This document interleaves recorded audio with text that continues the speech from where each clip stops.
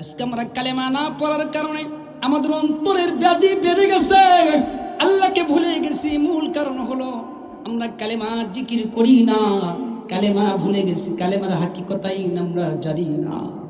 কালেমা কি সেটা আমরা জানি না, বুঝি না, জানার চেষ্টাও করি না। ছোট বাক্য এই কালেমার শব্দ কেউ যদি বুঝতে চায়,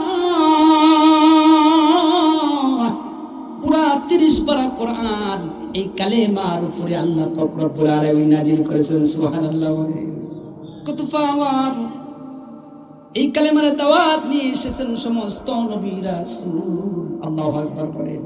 দাওয়াত নিয়ে এসেছেন লা ইলাহা ইল্লাল্লাহ ওমাল হায়াতুদ দুনিয়া ইল্লা মাতাউল গুরুর। এই যে দুনিয়ার চাকচিক্য, টাকা পয়সা, বাড়ি গাড়ি, দুনিয়ার মধ্যে যা কিছু দেখেন সব কিছু হলো ধোঁকা।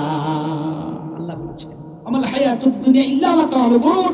দুনিয়াতে যা কিছু দেখেন, টাকা পয়সা, বাড়ি গাড়ি, বিল্ডিং, সব কিছু গুলো কি একটি ধোঁকার ছলনা, ধোঁকা, মরিচিকা।